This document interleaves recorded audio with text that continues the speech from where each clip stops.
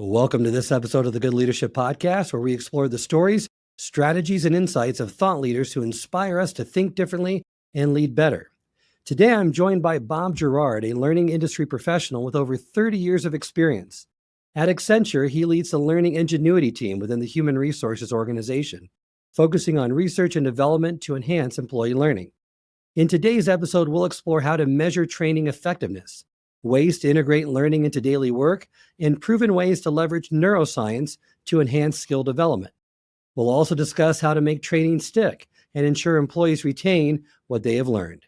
So if you've ever wondered how to make learning more effective, engaging, and measurable, then this episode is for you. Enjoy. Welcome to the Good Leadership Podcast, where we explore the stories, strategies, and insights of thought leaders who inspire us to think differently and lead better. Through candid conversations and expert perspectives, we dive into the challenges, breakthroughs, and practical lessons that shape exceptional leadership.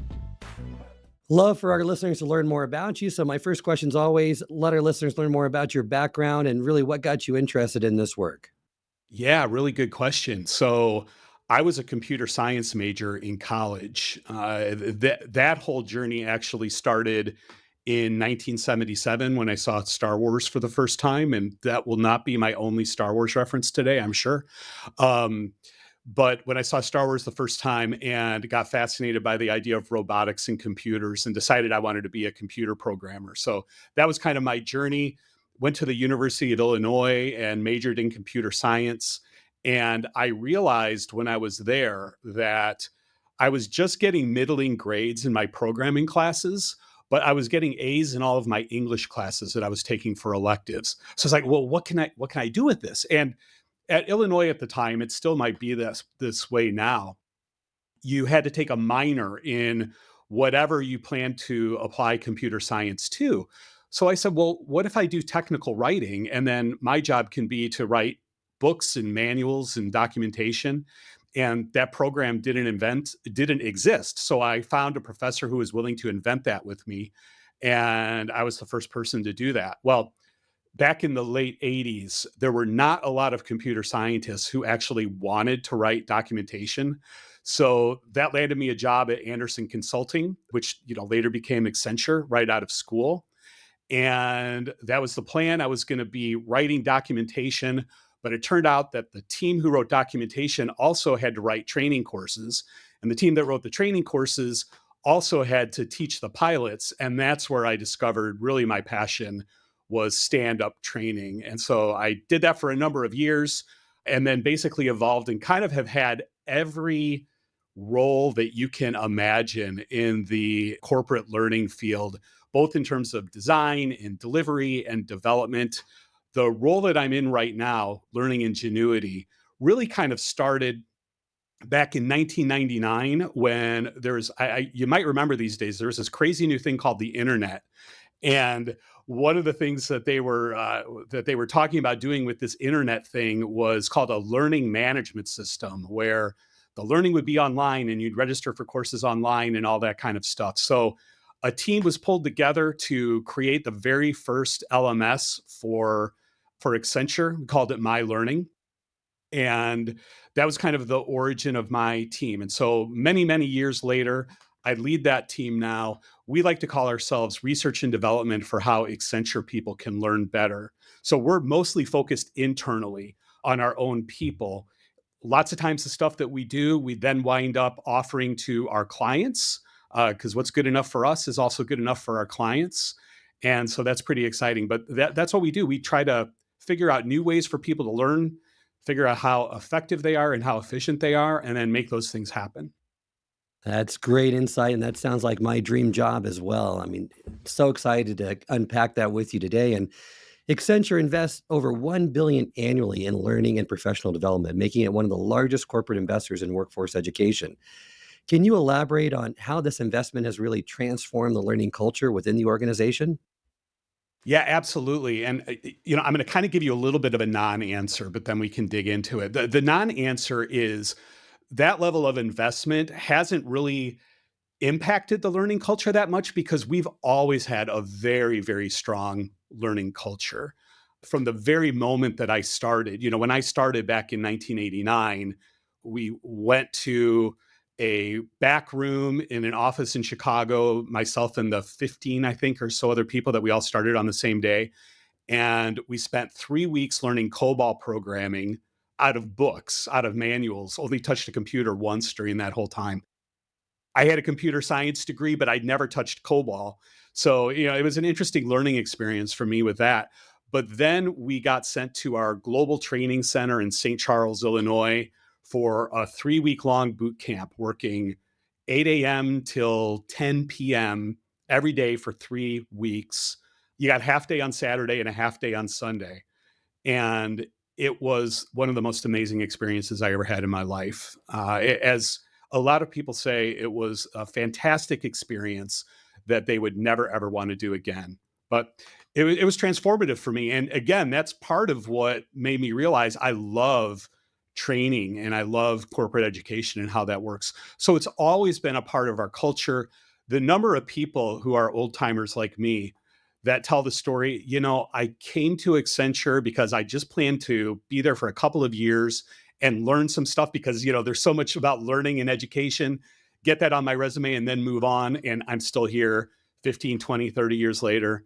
Tons of those stories. It really gets highlighted, though. Our chief executive officer, Julie Sweet, is a passionate learner. She is addicted to learning. It's very important to her. And she was actually in an interview I saw just a couple of weeks ago where she mentioned that when she's interviewing new executives to work for her, one of the things that she asks is, what have you learned in the last 6 weeks, 6 weeks, 6 months? I'm not sure.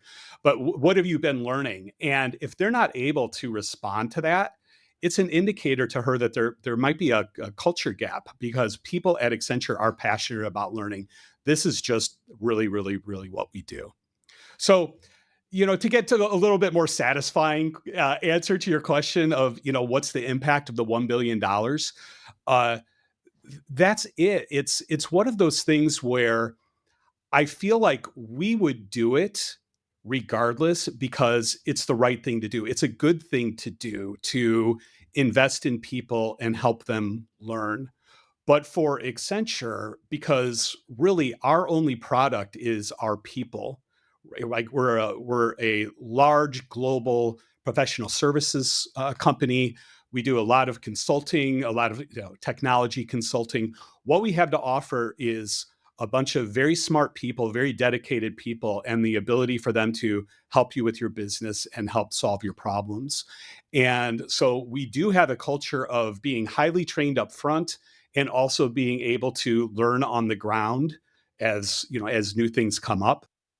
But it's not just that it's the right thing to do. It really is the way we look at developing our product is by investing in developing them as individuals and as professionals. And that's where the $1 billion goes. Love that answer. And it's so critical. You're right. Getting senior level support, which it sounds like you do, and integrating it within the overall framework of the company, realizing that they're not two separate things, but they're really inextricably tied together if you want to have an impact and if you want to, build out that mission and that vision that Accenture has over time in really supporting the learning directives of its employees. And a lot of companies have that learning focus, but they fail to connect the skills development to real business outcomes. How does Accenture really measure the impact of advanced learning technologies on employee skill development or even on the overall business performance? Because as we know with the Kirkpatrick model, the level 3, the level 4 has always been the most difficult and most challenging for any learning department to get at. But talk to me about kind of how you address those issues. Yeah, it's such a good question, and you're right. I mean, measuring the impact and connecting it back to business results is so important, and it's so hard. I long for it just to be a binary thing, like the Matrix. Plug in the tape, and I know kung fu. You've got it right, and then you can demonstrate you know it 5 seconds later if you're Keanu Reeves. I wish it was that simple, but it's just not. There's unfortunately no way to, even after a learning experience, to have an MRI of somebody's brain to figure out what really really soaked in. You can get to some level of that with knowledge assessments and pre-tests and post-tests to figure out, do they remember the facts? But again, just because somebody remembers what you taught them in a learning course doesn't necessarily mean that they're going to remember that 3 weeks later, 6 weeks later, and let alone that they're going to effectively apply it, right? Will the knowledge result in actually building the skills? And then will the skills that they have gained result in the behaviors that you need to move forward? Now, one of the things that is I am noticing across the industry that I am so excited about and also challenged by is that it feels like everybody is finally starting to glom on to this idea that learning corporate education is not just about doing corporate education. The fundamental goal of it is you've got some business outcomes that you're going for. To make those happen, your people need to change behaviors in one way or another. They need to do something different that is going to change your company. And the value of learning comes in that. The most value in learning comes in that, of making that happen. You talked about Kirkpatrick's scale, and at ATD last year, I was in a session with Jim Kirkpatrick, and Jim raised the idea that we should stop calling ourselves learning and development. We should call ourselves performance, learning and performance. And I love that idea. I'm passionate about that idea. So it's good that we're starting to think about that as an industry, but still it's hard. It's hard to measure. It's hard to figure that out. And we have tried different approaches over the years, some to better success or less success. One of the things that my team is currently working on now, though, is a new framework that we developed to help really answer those questions. We call it the SCAI framework. SCAI is SKAI, and that stands for satisfaction, knowledge, application, and impact. So the idea around this is you always start with the business outcomes, right? So, this happens to me. I don't know if this happens to everybody across my industry, but it happens to me a lot, right? Like, we'll get a call from a business leader and they will say, "Hey, we need you to develop a training class for me about topic XYZ." And historically, we and a lot of people might have said, "Okay, great. Like, let's just figure that out and make it happen." The focus here is, okay, let's actually start with the business outcomes that you're looking for. What are the results you're looking for? Where are you looking to push the needle? What are the specific metrics that we're going to use to know whether we're successful or not? And so if we start by setting up that dashboard, then we say, okay, now we can know, are we having the results that we are looking for? We can use different levels of assessment to figure out what really did the learning do to impact the shifting of those needles. So S, satisfaction, that's what we think. It's smile sheets, right? It's what did you think of the learning? But we are focusing, as I realize a lot of my peers are now using more of a net promoter score as a really good indicator of satisfaction. So if you ask somebody, would you recommend this to your friend or colleague who is in the same boat as you, that really helps you understand more. Did this deliver from the point of view of the learner? That's that. K stands for knowledge. That mostly comes through pre-assessments, post-assessments, pretty straightforward. A stands for application.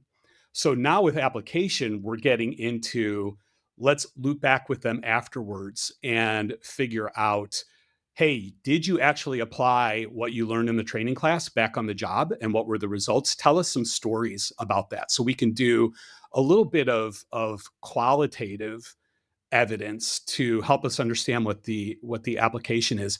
Also, we're going back to their supervisors, right? Hey, 3 months after you send Tom to that class, would you send one of his peers to that class who had a similar performance concern? That tells us a lot about, were they able to come back and apply and actually be successful with it? And then the I of impact is really digging in and kind of doing a deep data science dive on, okay, let's look at like the group of people who went through the training and a control group of people who didn't go through their training and measure their exact performance against those business results that we were looking at the top. So that's the SCAI framework. Now, what's exciting about this is if you heard me run through like the S and the K and the A and the I, and you thought, wow, that sounds like a lot of work. That sounds like it would be very expensive to get to that. The answer is absolutely. It totally is. So you don't do that for everything. If you start off with that dashboard where you're saying, okay, we're trying to get these business outcomes, and did we do that? Did we shift the needle the way we wanted to do that? Great. We've got a readout of that. Now, what the SCAI framework does is it helps us say the impact that the learning experience had on those metrics with more or less level of confidence. So if it's a smaller program, we might say, hey, you know what? As a result of this, it looks like the sales numbers hit the metric that you were looking for. We've got satisfaction scores come back that people said that, yeah, they would recommend their course to other people. So we would say with probably like a 60% level of security, of confidence, that the training had the impact that you wanted it to make. If you go the whole 9 yards of the SCAI, which we're only going to be reserving for our really big, really expensive, high profile, high attendance learning experiences. If you go through that SCAI, then we're saying, well, now we're telling you with like 90 to 95% confidence of what the impact of the learning experience was on your business metrics. But it all comes back to the business metrics. We want to be able to say, hey, the metrics are going in the right direction, but we're looking at the training and we don't really think that it's having that much of an impact. So we need to make some changes to the training so that your metrics can get even better, right? It's probably other factors that were causing the needle to shift the way you wanted it to do. We want to be able to say that. But then the flip side of that is where it gets snarky, is we also want to be able to say, if we have to, hey, we notice that the needles are not moving in the direction that you want. They're actually going the opposite direction.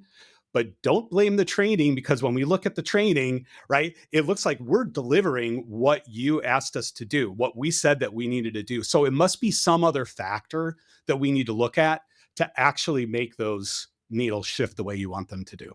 Well, that's an important distinction too, because I think training is usually the default solution to a lot of performance issues, and it's only a solution, the right solution, to a select few, where the environment, motivation, other things that are outside of the learning and development role really needs to be accounted for, right, and addressed if the learning outcome is going to be successful. Even when training is the right outcome, I would argue if the environment and the accountability and other factors aren't at play and aligned with the training outcomes, it's not going to have the intended impact that the company's hoping for.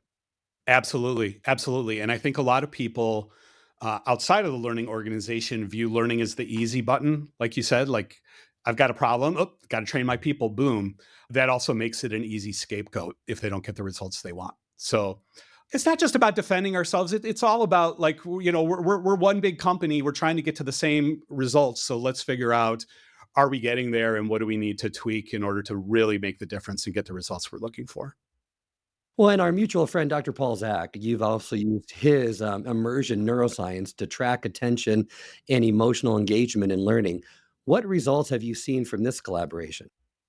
Yeah, that's a great question. Like you said, Paul introduced us. So thanks to Paul. He's a good friend and a good colleague.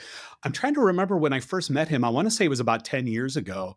Another mutual friend brought a whole bunch of people together and it's like, hey, you guys should meet Paul. And he did a demo of his technology. And he he strapped a fitness sensor on my arm, and then he showed me a public service announcement type TV advertisement, which was very well done. And it was like I was watching it, and at first I was a little bit bored, and then something happened that kind of touched my heartstrings, and I felt like engaged with it, more pulled in, and got a little bit emotional. I cry at Kleenex commercials, so it really, really hit me. So I watched this thing, and then Paul pulls up my graph, that came out of his technology, and he's able to say, Well, this is where your engagement was down and you were a little bit bored, but over here is where it peaked and we got your emotions and this is where you were so engaged and so immersed that you decided you were going to take action. And as a learning person, my first thought was, I need this when we are piloting new programs. This is exactly what I need because I want to be able to wire somebody up and be able to say, hey, during that part of the course, they're super plugged in and engaged. And during that part of the course, they're not. So we're basically just wasting time. And so now we know where to make changes and where to make shifts. So was very excited about that. And we started using the technology for that purpose. But some of the things that we discovered was this. One of the first times that we used it, and actually, I should back up just a little bit to explain the immersion neuroscience philosophy. Paul's research and what his company does is it's based on the theory that the more immersed you are, and the way they define immersion is you are paying attention to something and you have emotional connection with it. That's what makes you immersed. And one of the very practical applications of that is for advertising. It's kind of like I just hinted at earlier, right? It was when somebody gets to that level of immersion, they are likely to follow up on the call to action that you're making in advertisement. So it's really useful for that. And they're doing that by measuring the amount of oxytocin in your bloodstream, which you can actually pick up through a few bio readings. So that's the idea of the technology there. The very first application that we did of this, we brought it into a in-person session for newly rising senior executives in our company. It was a day-long program, and we put it on them and we watched it through the whole thing.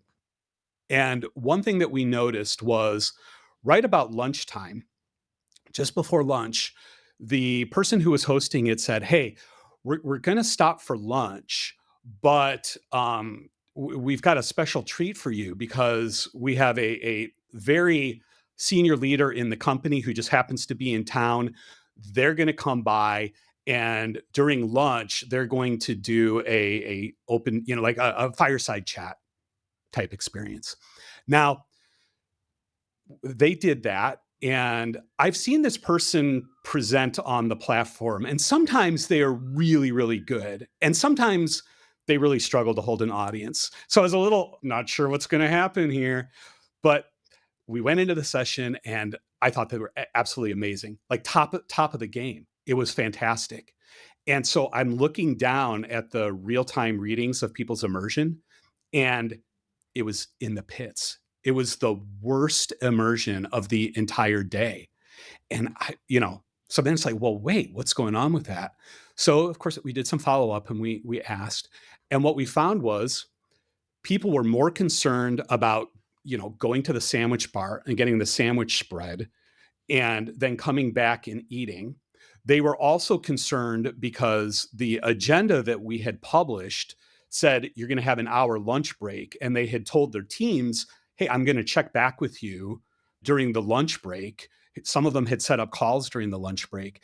And now all of a sudden everything changed and they're having to scramble their plans. And that made them not immersed in the experience that really was out in front of them. So the lesson that I applied from that was Maslow's hierarchy always wins, right? Like if people are hungry, if they need to go to the bathroom, if it's getting to survival issues, they can't really dial into the higher level processing of what does the future look like for our company and what does the future look like for you. They're just worried about what am I going to eat? How am I going to take care of my people? All of that kind of stuff. It confirmed that for us. And I think Paul has quoted me on that several times that they've learned from that Maslow's hierarchy always wins with keeping people engaged. The other thing that it did for us was, and we may get onto this a little bit later, my team has a set of what we call our durable learning principles of what are the factors that make good learning experiences. And the immersion neuroscience technology really confirmed that we were right. We pulled together a lot of research to come up with this list. We've been building all of our learning programs since then, trying to hit those targets of satisfying those principles. And what we've learned from that is when we do it, people tend to be immersed and engaged. And when we skip some of them, we tend to lose them. So it's been very, very interesting for us.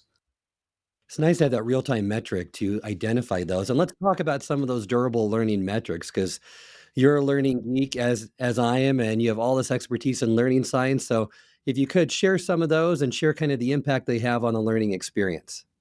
Yeah, and also I'm a learning geek of a certain age, so I have to lean over here and grab my sticky note because otherwise, I should have these all memorized by heart, but then I find like I always get on the spot and it's like, oh, I forget one of them, Right. so that gets frustrating. Okay. So tiny bit of background on the durable learning principles is our former chief learning officer, a good mentor of mine, Alison Horn, when she was working with us, she came to my team and said, what she wanted to do as she became the chief learning officer was really bring the science of learning into the classroom. So she asked my team to do research on neuroscience and the latest that we're finding out about learning theory and all of that kind of stuff to help us figure out how do we design learning that sticks, that makes it that is durable. Getting back to some of the things we were talking about earlier, Charles, right? Where you get to the end of a learning experience and you go back and your brains are so wired up to go back to the old way. How do we conquer those deep roots? And I used Make It Stick on purpose. That was one of the books that we used that was foundational in our research, but we did a lot of research on top of that. So we came up with these 8 principles. And here's what they are is it's for learning to stick, it needs to be relevant. So it needs to be something that the learner knows going into it is going to be useful for them. It needs to be engaging. And we were kind of just talking about that, right? I mean, the easiest way for me to understand engaging is if we can't keep people's attention, they're not even listening to what we say. So they're not learning anything. So it's got to be engaging. It's got to be contextual. So you have to have a learning experience and be able to hang it on the architecture of what you already know, to be able to put it in your own context. Absolutely essential. So we have to, when we're designing learning, provide opportunities for that, provide props for that to help people map it back to their own context. It's got to be effortful. If you don't have to work at all, if you don't need to try, you can kind of just hear something and go, oh yeah, okay, I learned that, I know that, and maybe you don't. You actually have to get pushed a little bit. It's got to be generative. So you have to take what you are learning and create something new from that, whether it's a recap of what you learned or you're actually creating a work product depending on what the course is. You got to do something to generate something. Social. So there is a lot to be said for what I would call single player learning, self studies, computer based training where it's just you or something. Like you can still get something out of that, but it's going to be more durable if there's some social component and you are conversing about, you're interacting with the content with other people and hearing what they have to say about it. You have to have spaced practice built into it, which is kind of double barreled. So the practice kind of gets back to the generative and the effortful. You need to do something while you're learning. So you've got to practice it. But the spaced comes in with it's got to be spaced out. I feel like I might be doing basic learning theory for some of your audience here, so I apologize if I sound pedantic here. Well, no, because I think a lot of us, they kind of, they're used to in school doing cramming, right? And space learning is the opposite of cramming. So you can't study the night before and think you're going to ace an exam that tests you on deep conceptual topics like, math or science related. It didn't work then, it won't work now. Right. Cramming is always the example that I use for this, so I'm glad you brought it up. But I'll challenge what you said just a little bit, Charles, because this is how I got through college. Is you can cram for that test and then you can succeed at the test. Great. You don't remember it like a day later. Right. So that's the whole thing. If I go back to college, right. So yeah. So again, it's all in the spirit of making it durable. So spaced practice, the spaced comes from you've got to be able to forget it a little bit before you practice again, because it's the relearning of it that is what actually builds the neural connections. And then the final one is reflection. That might be one of my favorite ones is to take the time just to sit and think after you learn something, what did I learn here? How am I going to apply this? What do I need to do differently? What more do I need to learn in order to apply it successfully moving forward? You've got to have that reflection built in. And that's one of the easiest things to skip in a learning experience. I find so many people design a reflection time into the end of a learning program, and then they find they're running out of time. So they're like, you know what? We're going to skip the reflection. Just do it at home. Then you lose it. So those are the durable learning principles. And we have found with those that as we started bringing those in and implementing them, our learning has been much more successful and people have retained their knowledge and been able to apply it moving forward. I love that. And a lot of those cover, best practices in learning science, that space practice, retrieval practice, things that are not common because I find a lot of people, they don't learn how to learn. And that's a critical meta skill that I think every leader in this day and age really needs to pay attention to, because the faster you learn, the faster you earn. Things are constantly changing, and you have to be able to assimilate things faster, integrate them into your workflow, and be able to apply them.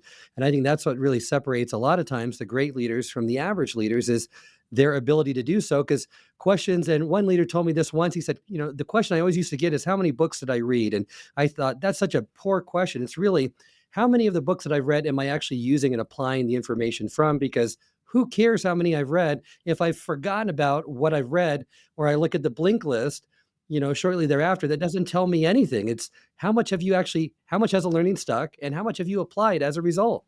I love that. I love that. That actually gives me an opportunity to make a couple of plugs. A few weeks ago, Andrew Huberman released a couple of different podcasts about strategies for learning. It was really, I think, more targeted at like college students, but was so delighted to listen to those because everything he's saying lines up with the durable learning principles. So good job, Andrew. I don't know about you. He gets a little bit more numbers than I get on my podcasts, Yeah, but so that's you good. got it. That makes me feel good. Yeah. The other plug there is realizing that teaching people how to learn or how to learn better was something that's really important. A number of years ago, we created a video series at Accenture that we call Brain Hacks. And we initially released them internally for our own people, but we have since made them externally available. So that's something that anybody can take a look at. Feel free to use it with your own people, with your own company, give it to your kids. We do that with our kids too. Just go to YouTube and search for Accenture Brain Hacks, and you'll find it right there. So, yeah, learning to learn is great. Yeah. Had Barbara Oakley on the program a little while ago, and she has the number one course on Udemy about mastering your learning, and some great books around that. And she mentions the importance really of mindset, because I think that gets in a way of learning sometimes. People think they're not good learners, or this has been painful in school, it's going to be painful now. And I don't think enough learning experiences or enough learning designers really account for that mindset. And Paul talked about it on the podcast with me as well, to say, they have to have the psychological safe space. You have to get them in the right mental state if you want them to engage, immerse themselves in the experience, and have takeaways as a result. Absolutely. Absolutely. Mindset is everything. And, even back to Carol Dweck's book on mindset, which is very famous. When I read that, it made me cry. I already said I cry at Kleenex commercials, but it did make me cry because I felt she was talking directly to me. As a young kid, I was gifted growing up, and I was rewarded for people telling me, "Oh, you're so smart. Oh, you already know everything that we're teaching in class." And I built my identity based on that. And in fifth grade, when I started struggling with long division, it wasn't just, wow, this is a struggle. This has now become a survival thing because I literally feel like I'm going to die. I was like a poster child for the fixed mindset. And, fortunately, I grew up a little bit over those years and realized, yeah, I still have a lot to learn. But reading Carol Dweck's book and realizing everybody can grow. Everybody is still malleable. And then looking at the neuroscience and realizing that the brain is not fixed at all, but is always neuroplastic. It's fundamental. Yeah, that such a foundational work. Having that growth mindset is so essential to take into any learning experience. And learning in the flow of work is a major trend these days. And Microsoft recently launched Copilot that's kind of integrating more of that AI piece into the Office applications. But what are some effective strategies that you found that work for implementing learning seamlessly into daily tasks? We do quite a bit here at IMS too with the micro learning, the AI driven nudges, coaching. But talk to me more kind of about your approach and what you've seen that really works well. Yeah, I feel like we're talking the same language there. We really started looking at this probably about 3 years ago. Our chief learning officer at that time realized it was fundamental for us that we were going to have people do learning in the flow of work. He called it work learn fusion. Needed to bring those things together. So my team and a few other people were tasked with, yeah, how do we do this? How do we make it work? So we started doing a whole bunch of research. And what we found is all roads lead back to Bob and Con. And by that, I mean Bob Mosier and Conrad Gottfredson with Apply Synergies, who did a lot of the foundational work in learning in the flow of work. They talk about the 5 moments of need. As we started going down various rabbit holes on this, it all wound up pointing back to Bob and Con. And fortunately, we know Bob and Con and we're friends with Bob and Con. So we were able to have those conversations with them. And we really adopted that. We wound up kind of pivoting the 5 moments of need into our own slightly adapted model where we say when we think about a total learning experience, we think there is what we call the formal ingredient of it. And the formal ingredient of it, it could be something very formal, like, we're going to fly everybody all over the world to a place to sit in a classroom and learn together.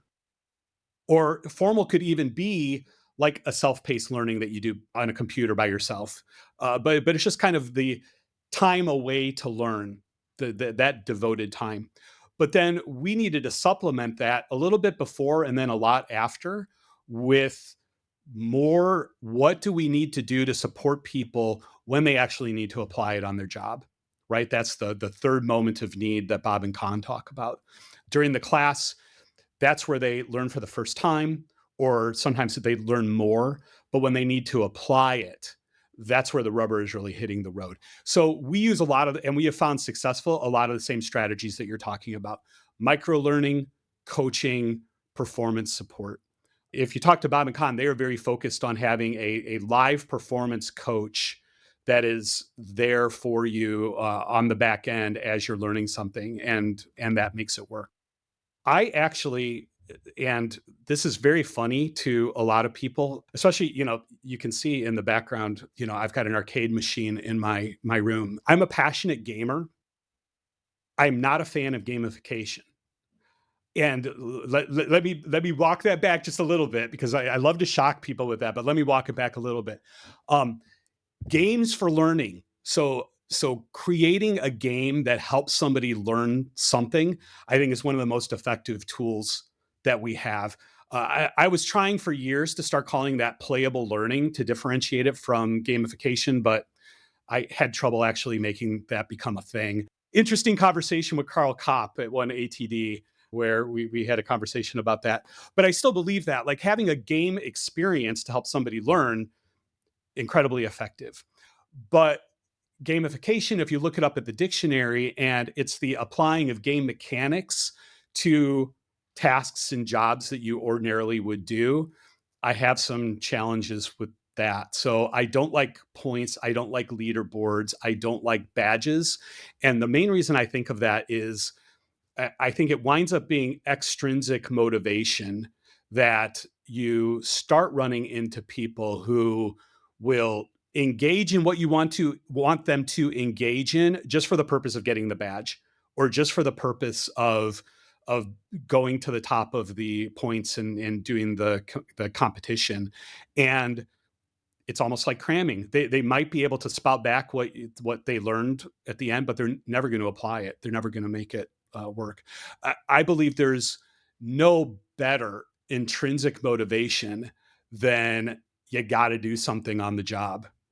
And so, bringing it to that point of, let's get to the point where somebody has learned something, they've learned the basics, now they get back to the job and they've got to apply it. Great. How do we support them through that? Before we wrap up, let's talk a little bit about the future of learning. And What are some of the biggest gaps you see in corporate learning today? Two things. One of the biggest gaps I have is kind of where we started, is with what really is the objective. And so even though I'm seeing a lot of progress on this and I'm very excited about that, I do still think we have too many learning professionals, too many learning programs that are, the way they measure success is with attendance and satisfaction. And having to remember, like, no, the reason that we are doing this is because we want business results. And yes, to be able to measure that to see how effective you are. We're very fortunate at Accenture in that we know that our leadership believes that learning is important. So I feel like even if we weren't able to demonstrate the business impact that we were having, it still would be something that was important to us. But the rigor of thinking through that, what are the business outcomes that I'm trying to achieve? What are the metrics that are going to tell me that? And then how am I going to design learning objectives that are going to help people engage in the behaviors that we want them to do that are going to lead to these business results? That's what learning is all about. So if you're not already there, listen to me, listen to Jim Kirkpatrick, listen to almost everybody else who is saying we got to be focused on business performance, which is great. And that learning and development needs to be changed to learning and performance. When he told me that, yeah, I'm a believer, and I'm a converted, part of the following now. So yeah, it didn't take much for me either. The second thing is, and I cannot believe that we have gone almost an hour here and we have not used the letters AI. Um, because like that seems to be what everybody is focused on. But the interesting story with that, Charles, is a couple of years ago, my team, we get together for a live in-person summit every year, retreat, but also planning and reflection and the type of things you do on a corporate retreat. I say that having just watched an episode of Severance where they all went on a corporate retreat, and I'm like, it's not going to be that type of retreat. But um, when we a couple of years ago, we did this retreat, and so this would be like August of 2022, right? Um, and I said, let's spend some time and let's think about what is learning going to look like in 2035, because we had a whole bunch of initiatives at Accenture that were focused on 2025. But I said, what about 2035? What do we think learning is going to look like? Like, let's go back to crazy ideas, sci-fi books we've read, all that kind of stuff. We brainstormed, we came up with a whole bunch of sticky notes, clustered them. I took that cluster and I came back and I wrote like a 14-page sci-fi story of the day in the life of an Accenture person um, in 2035. And I'm not going to bore you with the whole story, but I'll just kind of give you the highlights of it. The idea was, consultant wakes up in the morning, she puts on her smart glasses, which put a data layer on top of the real world. And as soon as she puts on her glasses, she sees her AI coach walk in the room and say, "Thank God you're up. You got a call overnight from your client, the banking client. They had a cybersecurity hack and they need our help to fix it. They have asked to talk to you this afternoon. So I canceled your entire schedule for the morning so you can prep for that, because you are not as up to speed on what's going on in cybersecurity as you think you are. So the first thing you're going to do is, I've created a video for you that is going to help you understand the gaps. You're going to watch that. Then we're going to role play the conversation with the client. Based on that, I'm going to match you up with a few other Accenture experts. And I've already talked to their AI agents. So like they're ready for you to make sure that you get the coaching you need. Then you're going to have the meeting. I will be there. I will take notes. I'll give you feedback afterwards. We'll make it go. So we come up with this story. And then at the end of it, my coworker, Ben, who is probably the techier one of all of us, said, this is really cool, but I don't see this happening by 2035. Like, this is going to need advances in AI and VR that I just don't see on the horizon. Well, I was very careful to set up when this actually happened, right? It was 2 months later that ChatGPT came out. It was 2 months after that Apple unveiled, their vision for the Vision Pro, which that product isn't really taking off, but you saw where we were getting to with what Meta just rolled out last year, what they prototyped last year. It's going in that direction. And we realized after about 6 months of looking at this that it probably wasn't Learning 2035. It probably was 20, maybe 26 that we're going to have that. We're going to get the AI component of that faster than I think we're going to get the AR, although that is cleaning up. But just two quick things about that story is it was very affirming to me in that even though we created that story on our own, we're not the only people who have created that story. Like I've heard from lots of experts who tell similar stories, and I know they didn't read what I wrote or talk to me about it. So it's not a unique vision, even though I think it's an exciting, compelling vision. And since we started playing with this 2 years ago, nothing has dissuaded me that that is the direction that we're ultimately going towards. So we're taking step by step, we're getting down that path. I think a lot of the work that Sal Khan did with Khan Academy and the Khan Migo in terms of let's make an AI that isn't just an information dispenser, but actually is a Socratic tutor that makes sure that you learn as well as getting the facts that you need. Brilliant. All heading down that path. And so that's where I think learning is going. It's going to be more individual. I think there is a future where we don't have courses, we don't have curricula. It's tailor-made for each individual learner in the moment to satisfy their needs. I agree with you. I mean, I am full support of that and believe that's coming sooner than we think. The AI-powered learning assistants providing that real-time coaching, and I think it's going to transform learning into a continuous, intelligent experience rather than a one-time event, which is going to be so critical and get that learning to stick. Thank you so much, Bob, for joining me today. Remind our listeners how they can get in contact with you and learn more about your work. Yeah, so I'm on LinkedIn, Bob Gerard, Bob-Gerard. That's probably the best way for most of your listeners to listen. I am also the co-host of the Learning Geeks podcast. So you can find us at learninggeekspod.com, and then that will have links to your podcast vendor of choice, or just search for the Learning Geeks.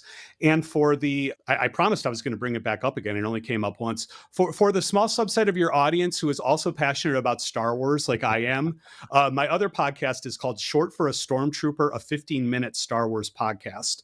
So I started that about a year ago. And what I realized was I really like listening to podcasts, but most of the time I listen to podcasts is when I'm cleaning the kitchen. And that takes about 15 minutes. And so I have to, break it up into parts. I said, let's do a Star Wars podcast that's only 15 minutes. So that's the pitch. Would welcome anybody there. So that for that, just search on your podcast vendor, Spotify or YouTube or whatever, for Short for a Stormtrooper, and you'll find me there. I hope this episode has provided you with valuable insights. If it has, I ask you to share it with someone who would also benefit from it. If you've been enjoying and gaining knowledge from this podcast, then subscribe to our YouTube channel, where you can find all the previous episodes of the podcast and additional learning resources. You can also subscribe to the podcast on Apple or Spotify and leave up to a 5-star review.